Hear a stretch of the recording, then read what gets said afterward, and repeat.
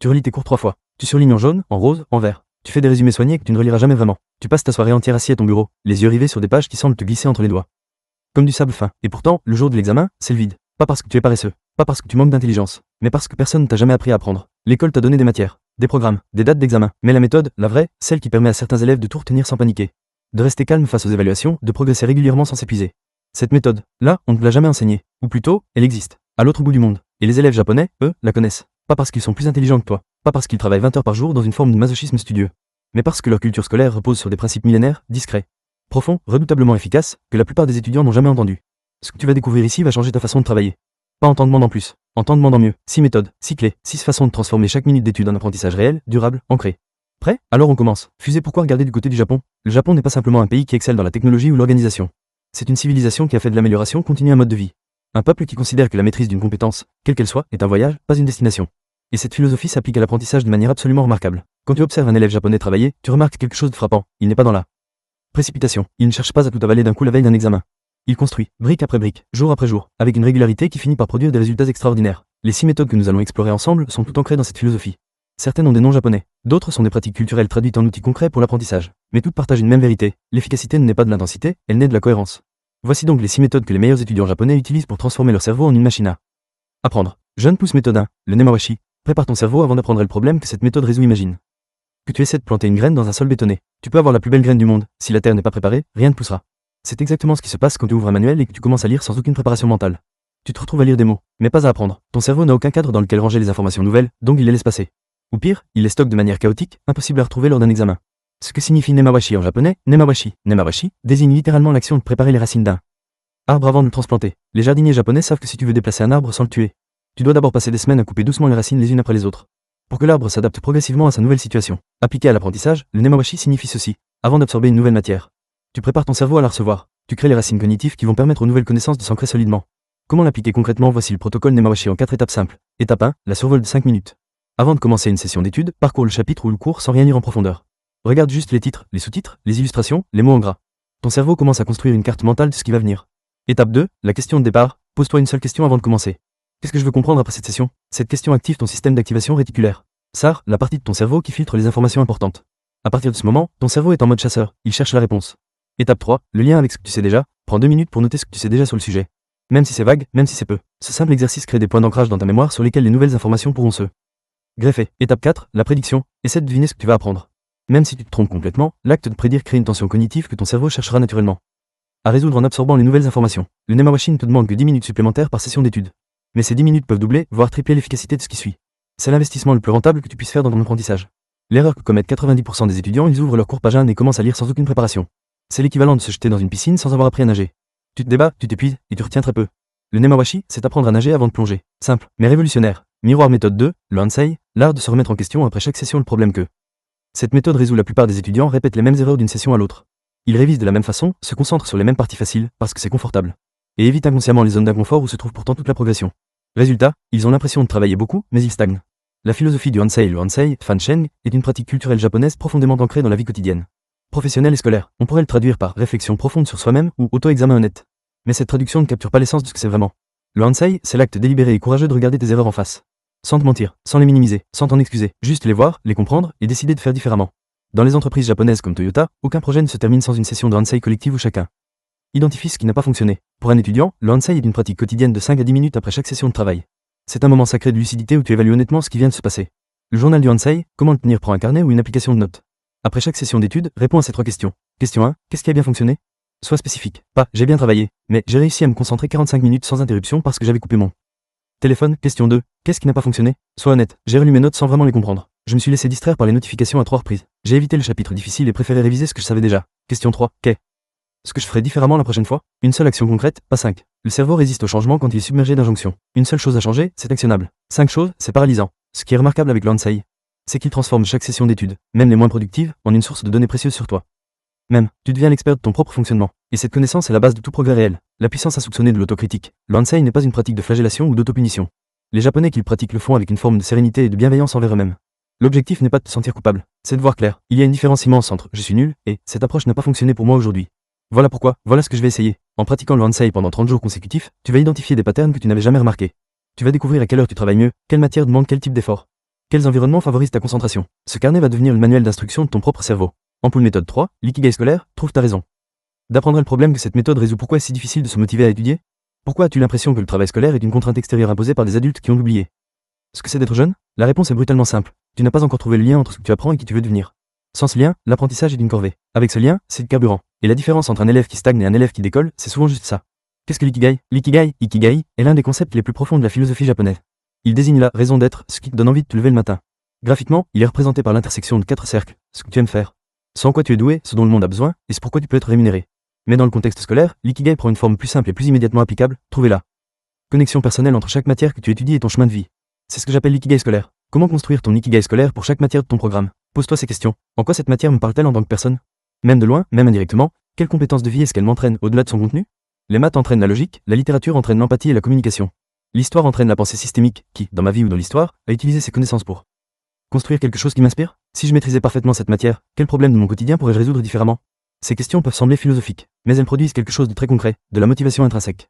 La seule forme de motivation qui dure vraiment dans le temps, celle qui ne dépend pas d'une récompense externe ou d'une punition à éviter. La technique du pourquoi en cascade IL existe une technique complémentaire que les ingénieurs japonais utilisent pour trouver la cause racine d'un problème. On l'appelle les 5 pourquoi. Tu peux l'adapter à ta motivation scolaire. Prends une matière que tu n'aimes pas et demande-toi. Pourquoi est-ce que je dois apprendre les mathématiques? Pour réussir mon examen. Pourquoi est-ce que je veux réussir mon examen? Pour avoir mon diplôme. Pourquoi est-ce que je veux mon diplôme? Pour pouvoir exercer le métier qui m'intéresse. Pourquoi ce métier m'intéresse-t-il? Parce qu'il me permettrait d'être indépendant et de voyager. Pourquoi est-ce que la liberté et le voyage comptent autant pour moi? Parce que je vais vivre une vie qui me ressemble et pas juste exécuter les rêves de quelqu'un d'autre. Tu viens de transformer. Je dois apprendre les maths en les maths sont un outil pour construire la vie libre que je veux. La matière n'a pas changé, mais ta relation à elle vient de se transformer radicalement. Et c'est cette transformation qui change tout dans l'effort quotidien. Bouton pause méthode 4, le mât, l'intelligence des pauses. Stratégique. Le problème que cette méthode résout dans nos sociétés modernes, la pause est vue comme une faiblesse. Comme une perte de temps. Comme quelque chose que font les gens qui ne sont pas assez motivés. Cette croyance est non seulement fausse, elle est scientifiquement destructrice pour l'apprentissage. Travailler sans pause, c'est comme essayer de remplir une bouteille avec un entonnoir bouché. Tu verses de l'eau, des informations, mais rien ne rentre vraiment parce que le système est saturé. La pause n'est pas l'ennemi de l'apprentissage. C'est l'une de ses conditions fondamentales. Le mât, le vide qui donne du sens, le mât, Jian, est l'un des concepts les plus fascinants de l'esthétique et de la philosophie japonaise. Il désigne le vide ou l'espace entre les choses, et ce vide n'est pas considéré comme une absence, mais comme une présence en soi. Dans la musique japonaise traditionnelle, le mât est le silence entre les notes. Dans l'architecture, c'est l'espace vide d'une pièce qui lui donne son caractère. Dans l'art de l'ikebana, art floral, c'est l'espace laissé entre les fleurs qui crée la beauté. Appliqué à l'apprentissage, le mât représente les pauses intentionnelles, ces moments de vide apparents qui permettent au cerveau de faire son travail de consolidation. Car voici ce que la neuroscience confirme, c'est pendant les pauses, pas pendant l'étude active, que le cerveau consolide les souvenirs et renforce les connexions neuronales. Les 3 types de mât pour l'apprentissage mât court, 5-10 minutes, c'est la pause entre 2 blocs de concentration. Pendant ce mât, tu ne fais rien de cognitif. Pas de téléphone, pas de réseaux sociaux, pas de musique avec des paroles. Tu marches, tu regardes par la fenêtre, tu fais quelques étirements. Ce vide apparent est en réalité un moment de travail intense pour ton hippocampe, qui classe et encode les informations que tu viens d'apprendre. Le mât moyen, une nuit de sommeil, entre 2 sessions d'études. Une nuit complète de sommeil est le mât le plus puissant qui existe. C'est pendant le sommeil que ton cerveau rejoue les informations apprises, les connecte à d'autres connaissances et les transfère de la mémoire à court terme vers la mémoire à long terme. Étudier puis dormir vaut infiniment mieux qu'étudier en double dose sans sommeil. Le mât long, le week-end ou la pause entre 2 thèmes, après avoir maîtrisé un bloc de connaissances. S'accorder une vraie pause avant de passer au suivant permet une consolidation profonde. Les élèves japonais ne sautent pas d'une matière à l'autre sans transition. Ils laissent respirer chaque apprentissage. La règle d'or du mât ne remplit jamais une pause avec une autre forme de stimulation intellectuelle. Une pause Instagram n'est pas un mât, c'est juste un changement de stimulation.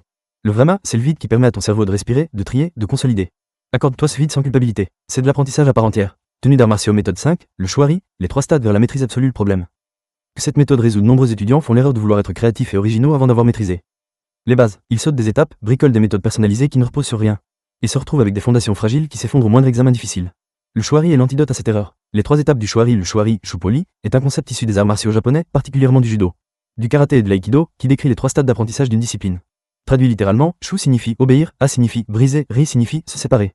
Shu, obéir, c'est le stade du débutant absolu. À ce stade, ton seul travail est d'imiter parfaitement ce qu'on t'enseigne. Tu suis les règles à la lettre, tu copies les modèles, tu reproduis exactement les méthodes qu'on te donne.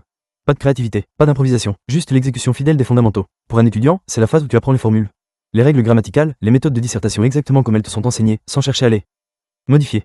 Briser. Une fois les bases parfaitement assimilées, tu commences à comprendre pourquoi les règles existent. Et cette compréhension te donne la liberté de les assouplir intelligemment. Tu commences à adapter les méthodes à ton profil, à explorer des variantes, à comprendre les exceptions. C'est la phase de l'élève intermédiaire qui commence à développer son propre style. Ri, se séparer, c'est le stade de la maîtrise. À ce niveau, les règles sont tellement intégrées qu'elles sont devenues instinctives. Tu n'y penses plus, tu agis naturellement, de manière fluide et créative. À ce stade, tu peux innover, créer tes propres approches, combiner les méthodes d'une façon qui est uniquement à toi. Comment identifier à quel stade tu es pour chaque matière que tu étudies? Pose-toi cette question simple. Est-ce que je peux expliquer ce concept à quelqu'un d'autre de manière claire et simple, sans regarder mes notes? Si la réponse est non, tu es encore au stade chou. Si tu peux expliquer mais que tu dois parfois vérifier certains détails, tu es en transition choua. Si tu peux enseigner et même donner des exemples originaux que tes professeurs n'ont pas mentionnés, tu as atteint Et si tu peux improviser, créer des exercices toi-même et percevoir des connexions que personne ne t'a montré, tu touches au riz. L'erreur fatale, vouloir brûler les étapes. Le Chouari enseigne une vérité inconfortable mais libératrice, la créativité et l'originalité ne sont pas un point de départ. Ce sont des récompenses accordées à ceux qui ont eu la discipline de maîtriser les bases. Jimi Hendrix a appris les accords de base avant d'inventer son style. Picasso a maîtrisé le dessin académique avant de créer le cubisme. Et les meilleurs élèves japonais ont intégré parfaitement les fondamentaux avant de développer leur propre manière d'apprendre. L'ordre n'est pas une prison, c'est un trampoline. Personne dans la posture du lotus méthode 6, le Shoshin, l'esprit du débutant comme arme secrète le problème que cette méthode résout. Il y a un piège dans lequel tombent les bons élèves, un piège que personne n'anticipe parce qu'il ressemble à de la réussite. C'est le piège de la certitude. Plus tu apprends, plus tu as tendance à penser que tu sais. Et quand tu penses que tu cesses de vraiment écouter, d'explorer, de questionner. Tu filtres les nouvelles informations à travers tes croyances existantes, et tu rates ainsi une quantité phénoménale de nuances, de subtilités, de découvertes. La sagesse du Shoshin. Le Shoshin, est un concept issu du bouddhisme zen. Il signifie littéralement esprit du débutant. Le maître zen Shunryu Suzuki l'a exprimé de cette manière, dans l'esprit du débutant. Les possibilités sont nombreuses. Dans l'esprit de l'expert, elles sont rares. Ce que cela veut dire pour toi en tant qu'étudiant, aborder chaque cours, chaque révision, chaque lecture avec la curiosité et l'ouverture d'esprit d'un débutant, même chaque session d'études. Avec cette phrase intérieure, qu'est-ce que je ne sais pas encore sur ce sujet, plutôt que je connais déjà ça, lis. Ou écoute chaque cours comme si c'était la première fois, même si tu as déjà un avis sur la question. Cherche activement ce qui contredit ou nuance ce que tu croyais savoir. Pose des questions naïves en classe. Les questions qui semblent les plus basiques sont souvent celles qui révèlent les failles dans ta compréhension. Quand tu révises ici, tu penses déjà connaître le sujet. Ne pas laisser tes connaissances préalables fermer des portes de compréhension. Rester dans l'étonnement. Maintenir la curiosité active. 5 façons de cultiver le Shoshin au quotidien. Commence chaque session d'études avec cette phrase intérieure. Ce que je ne sais pas encore sur ce sujet, plutôt que je connais déjà ça, lis ou écoute chaque cours comme si c'était la première fois, même si tu as déjà un avis sur la question. Cherche activement ce qui contredit ou nuance ce que tu croyais savoir. Pose des questions naïves en classe. Les questions qui semblent les plus basiques sont souvent celles qui révèlent les failles dans ta compréhension. Quand tu révises un sujet que tu maîtrises, essaie de l'expliquer à quelqu'un qui n'y connaît rien. L'acte d'enseigner avec des mots simples révèle immédiatement les zones floues que tu croyais maîtriser. Tiens une liste des choses que tu ne comprends pas encore. Cette liste n'est pas un aveu de faiblesse, c'est une carte au trésor de tout ce qui te reste à explorer. Le paradoxe du Shoshin, les experts aussi s'en servent. Ce qui est fascinant avec le Shoshin, c'est que les meilleurs spécialistes mondiaux dans leur domaine, que ce soit la physique, la médecine, les arts ou les sciences humaines, le pratiquent délibérément. Les prix Nobel sont souvent des personnes capables de regarder un problème connu avec des yeux neufs. Les artistes les plus innovants sont ceux qui arrivent à désapprendre pour recréer. Le Shoshin n'est pas une posture de débutant, c'est une posture de champion. Dans tes études, cela se traduit par une chose simple mais puissante. Ne jamais fermer un livre ou quitter une salle de cours en pensant « j'ai tout compris ». Il reste toujours quelque chose de plus profond à saisir. Et c'est cette conviction qui maintient ton apprentissage en mouvement, jour après jour, sans jamais se tarir. Carte du monde. Comment combiner ces 6 méthodes dans ta semaine. Ces 6 méthodes ne sont pas des îles isolées, elles forment un écosystème. Voici comment les intégrer de manière harmonieuse dans ta routine hebdomadaire, avant chaque session d'études. 5. 10 min, flèche vers la droite. Nemawashi. Prépare ton cerveau, pose ta question directrice, anticipe ce que tu vas apprendre. Pendant chaque session, flèche vers la droite. Shoshin, reste curieux, questionne, cherche ce que tu ne sais pas encore. Rappelle-toi à quel stade du Chouari tu es et travaille en conséquence. Pendant les pauses, flèche vers la droite. Vrai vide, vraie déconnexion. Pas d'écran, pas de stimulation cognitive. Après chaque session, 5-10 min, flèche vers la droite. Ansei, journal de réflexion. Qu'est-ce qui a marché, qu'est-ce qui n'a pas marché, qu'est-ce que je change demain. Une fois par semaine, flèche vers la droite. Ikigai scolaire, revisiter le sens de ce que tu étudies. Pourquoi tu fais tout ça? Quel lien avec ta vie, tes ambitions, ta raison d'être? En continu, flèche vers la droite. Chouari, identifier où tu en es dans chaque matière et adapter l'effort en conséquence. Maîtrise les bases avant de te permettre l'originalité. Ces 6 pratiques réunies ne demandent pas plus de temps, elles demandent plus d'intention. Et c'est précisément cette différence entre le temps passé et l'intention mise qui sépare ceux qui progressent de ceux qui stagnent. Le Japon n'a pas produit des étudiants exceptionnels par hasard. Il les a formés dans une culture où l'apprentissage est un acte de respect envers soi. Même envers la connaissance, envers ceux qui t'ont précédé. Et cette culture, tu peux l'adopter dès aujourd'hui. Une méthode à la fois, une journée à la fois, un Shoshin à la fois. Trophée conclusion, le succès n'est pas un accident. Tu viens de découvrir 6 méthodes que 99% des étudiants ne connaissent pas. 6 approches forgées dans une culture qui a compris, bien avant tout le monde, que l'apprentissage est une discipline en soi, pas juste le contenu d'une discipline. Le Nemawashi t'apprend à préparer ton cerveau avant d'apprendre. Le Hansei t'apprend à te regarder avec honnêteté. L'ikigai scolaire te reconnecte au sens de ce que tu fais. Le mat te libère de la culpabilité des pauses. Le Chouari te donne une feuille de route claire vers la maîtrise. Et le Shoshin te maintient dans la curiosité qui est la matière première de toute intelligence. Ces méthodes ne sont pas des recettes magiques, ce sont des outils. Et comme tout outil, leur puissance dépend de l'usage régulier que tu en feras. Commence avec une seule, juste une. Pratique-la pendant 7 jours. Observe ce qui change, puis ajoutons une autre. Rappelle-toi ce que nous défendons ici au labo du succès depuis le premier jour. Le succès n'est pas un accident. C'est une stratégie, et elle se fabrique ici avec exactement ce type de connaissances, pratiques, prouvées, immédiatement applicables.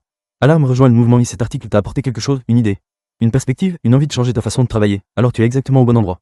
Au labo du succès, chaque semaine on décrypte les mécanismes réels et prouvés du succès pour démocratiser l'excellence et te donner les armes concrètes pour construire la vie que tu mérites.